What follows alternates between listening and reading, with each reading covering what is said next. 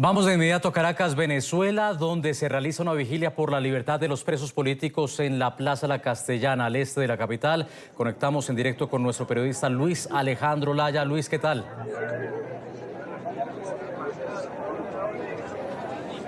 Hola, muy buena tarde, Nicolás, y para ti y para todos quienes sintonizan a esta hora en el TN24. Y efectivamente se lleva a cabo acá en Caracas, en la capital venezolana, específicamente en la Plaza de La Castellana, al este de la ciudad, esta vigilia por los presos políticos. Quiero mostrarles un poco, pues, imágenes, las caras de estas personas detenidas, estas personas que hoy están tras las rejas en cualidad de presos políticos. Son cerca de 2000 personas que hoy están en Venezuela tras las rejas, muchos de ellos dirigentes políticos, otros ciudadanos que salieron a manifestar posterior al 28 de julio. Hay activistas, hay periodistas, hay ciudadanos que pues están hoy tras las rejas, hay también funcionarios militares, hay presos de larga data, hay presos también más recientes, como les señalaba, de la situación postelectoral que se generó o que se ha generado en Venezuela, y pues familiares están acá. También hay ciudadanos que se han acercado a expresar su intención de que haya libertad para todas estas personas. Muchos de ellos han marcado sus caras con tinta roja, han marcado sus manos con tinta roja y luego la han puesto en sus camisas, en sus caras, en alguna otra zona de su cuerpo, como una muestra de protesta hacia lo que ocurre en Venezuela. También están acá poniendo velas en el piso, velas en pues esta plaza para pues hacer esta vigilia, y es parte de lo que ocurre acá. Es pues a esta hora la situación en la Plaza La Castellana. Vamos a intentar conversar con algunos de los familiares de los presos que se han acercado para acá con la intención de alzar la voz, de mostrar pues alguna alguna protesta para exigir la libertad. Vamos a escuchar. Y resulta que ahora, cuando a él lo vuelven a pesar, ya se encuentra que ha rebajado 15 kilos. Lo encuentro frío, nervioso. Papi, ¿pero por qué estás tan frío? Yo lo toco. Papi, ¿por qué estás frío? Y me dice, mamá, no lo sé, pero papi, ¿qué desayunaste? Dime, ¿por qué estás frío, papá? Eso me preocupa, verte así nervioso. Y le temblaban las manitos. Le digo, hijo, pero eso me preocupa. Dime qué te pasa, papá. No me dijo nada. Yo, mamá, tranquila, lo que pasa es que aquí nosotros hemos ayunado, nosotros estamos orando, estamos full en la oración. Yo, bueno, está bien, papá, pero trata de alimentarte porque ya te has rebajado considerablemente y eso me preocupa demasiado. ¿Su hijo ya fue presentado en audiencia preliminar? Sí, sí fue. Juicio? ¿Bajo qué delito fue enviado a juicio? Los que le han imputado terrorismo, incitación al odio, y yo digo, ¿qué odio puede tener mi hijo? Yo le decía a la abogada defensora de él, de allá de Carigua, de Portuguesa, que ella tuvo la oportunidad de verlo una sola vez. Me dice, doctora, véale los ojitos a mi hijo y dígale si es mi hijo. ¿Usted le ve en sus ojos algún gesto de maldad? Si en sus ojitos usted le ve odio a mi hijo. Me dice, no, de verdad que él es un niño, ayúdelo por favor, doctora.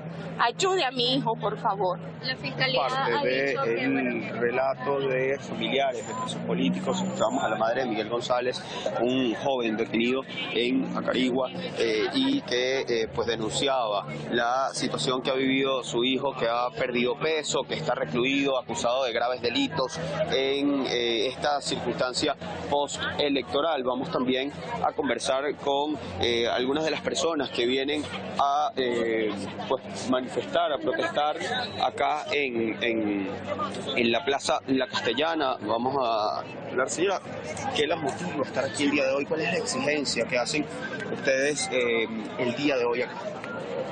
Mira, nosotros el 28 de julio, como tengo mi pancarta, Venezuela tomó una decisión, pese a todas las trabas que nos pusieron, pese a todas las trampas, amenazas de muerte. Bueno, María Corina ella es testigo de todo y haciendo la víctima, la mayor víctima de todo eso, de todo esto. Venezuela, a pesar de todo, salió. Y con todas las trabas, y a pesar de que 8 millones de que están fuera no votaron, 70% eligió la libertad, eligió seguir creciendo, evolucionando, ser libre, tener derecho a elegir. No es pecado, no es ilegal, no es un crimen elegir un nuevo presidente. ¿No le da miedo salir a protestar con todo lo que ha ocurrido, con las detenciones, con toda la presión que ha ocurrido? De ninguna manera. Hasta el final es hasta el final. Y si tengo que enfrentar la muerte, lo haré. Si Maduro está dispuesto a llegar a la muerte, yo también. Muchísimas gracias. Parte de pues lo que comentan las personas que se han acercado acá a la Plaza La Castellana. Escuchábamos relatos de la madre de un detenido, también de ciudadanos que se han acercado acá a protestar. También exigen, por supuesto, la situación electoral, que se respete el resultado que la oposición venezolana ha firmado.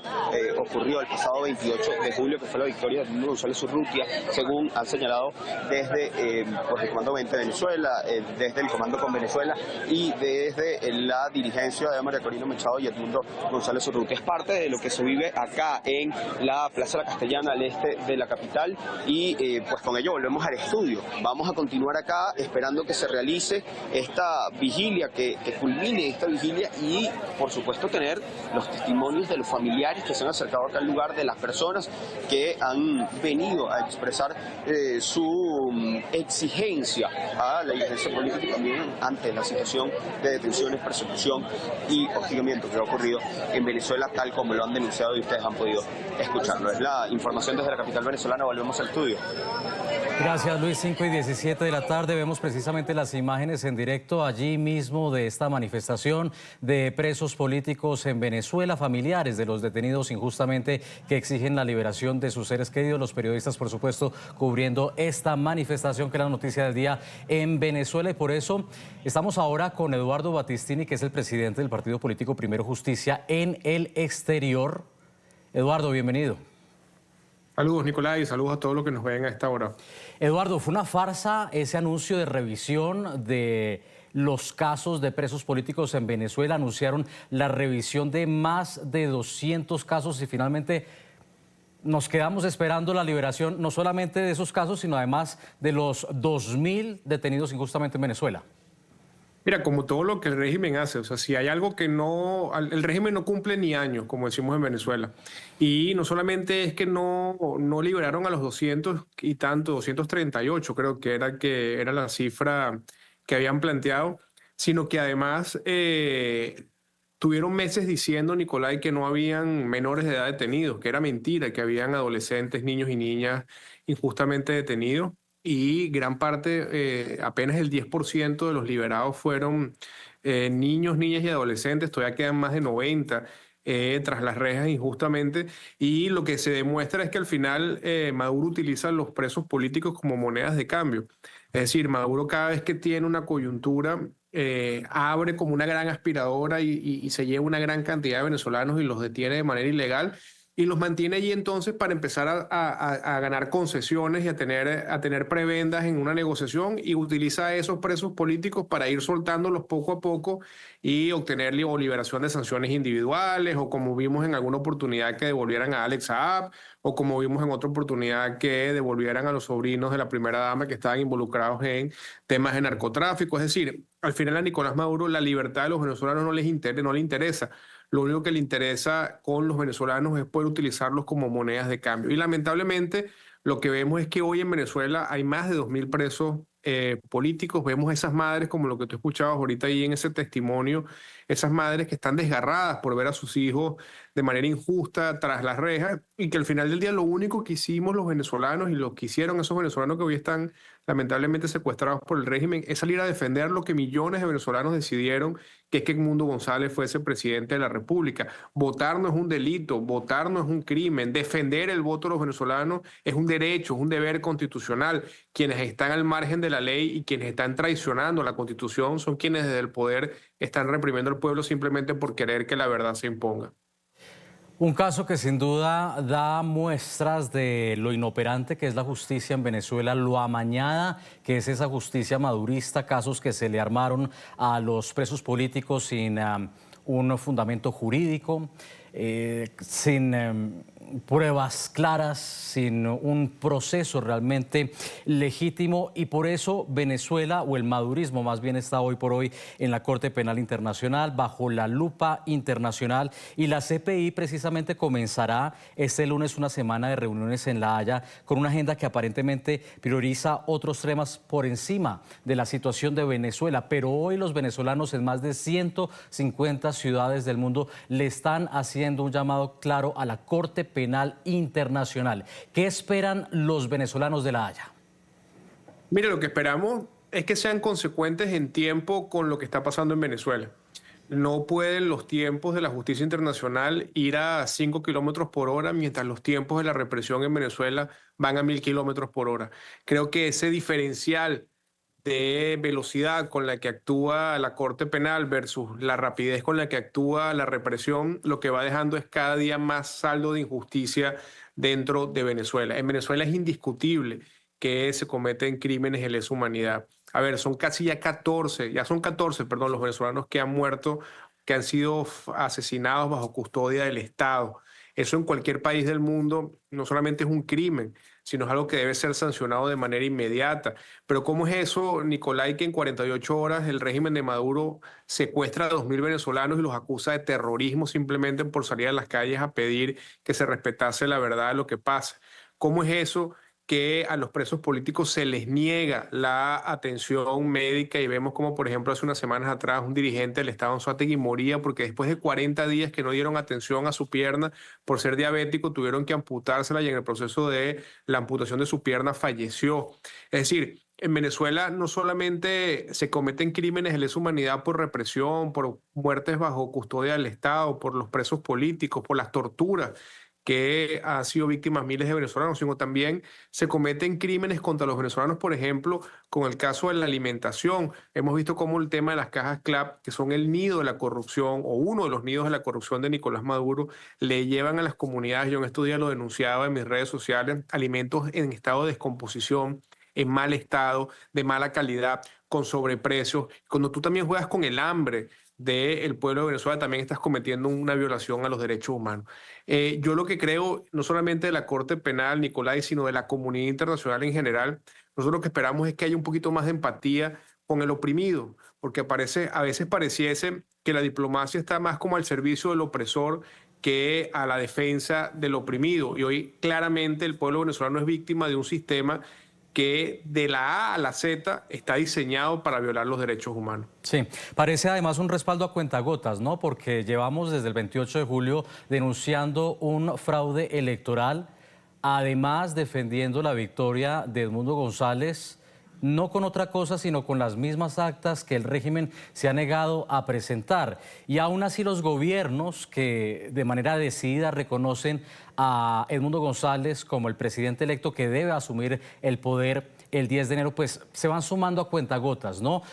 Primero fueron Argentina, Uruguay, Perú, ya en el último mes vimos a Estados Unidos lanzarse, y de ahí una pequeña cascada que le siguió con Italia y con Ecuador.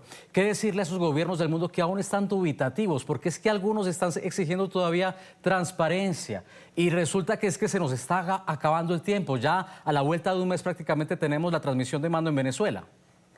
Bueno, lo primero que hay que decirle es que su inacción va a ser juzgada por la historia como complicidad.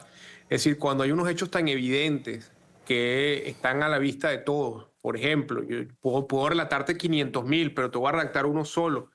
A la fecha de hoy, 1 de diciembre, todavía el Consejo Nacional Electoral de Venezuela no publica los resultados de la elección. Es decir, ellos proclamaron a Nicolás Maduro y todavía ni siquiera han podido publicar los resultados. O sea, a ese nivel de descaro llegó el robo a mano armada de Maduro a la elección venezolana. Y como tú bien lo dices, ya esto no es un tema de que presenten o no presenten las actas, de que si el tribunal aquí o el tribunal allá. No, hay una realidad gigantesca. Los venezolanos, los opositores venezolanos, presentamos en menos de 48 horas las actas y las hicimos públicas. Hasta ahora el PSV no ha podido mostrar un acta para validar la supuesta victoria de Nicolás Maduro. Entonces, yo sí creo que aquí tiene que haber una presión internacional muy fuerte para que en Venezuela pueda haber una transición democrática, porque Nicolás Maduro, el 10 de enero, juramentándose en la Asamblea Nacional, es más crisis económica, es más crisis social, es más migración de los venezolanos que van a seguir huyendo del país por lo que significa la crisis.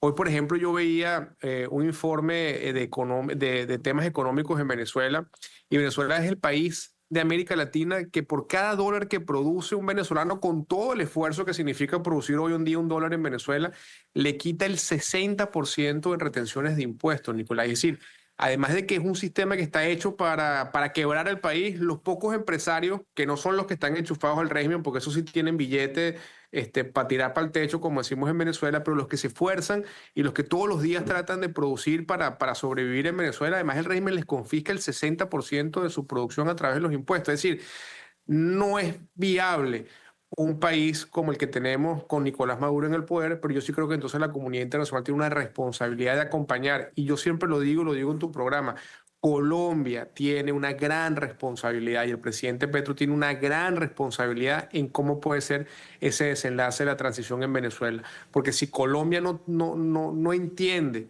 por ser además el principal receptor de migrantes venezolanos, que la paz de Colombia depende de la recuperación de la democracia en Venezuela, si uno logra entender ese mensaje y ser facilitador de un proceso de transición en el país, Colombia también va a sufrir las consecuencias de una dictadura como como ya lo ha sufrido, Claro, pero con mucha más fuerza. Es sin duda una responsabilidad ineludible la de Colombia. Eduardo Battistini, presidente del partido político Primero Justicia en el exterior. Gracias por estar aquí. Gracias a ti, Nicolás, y saludos a todos quienes nos vieron a esta hora.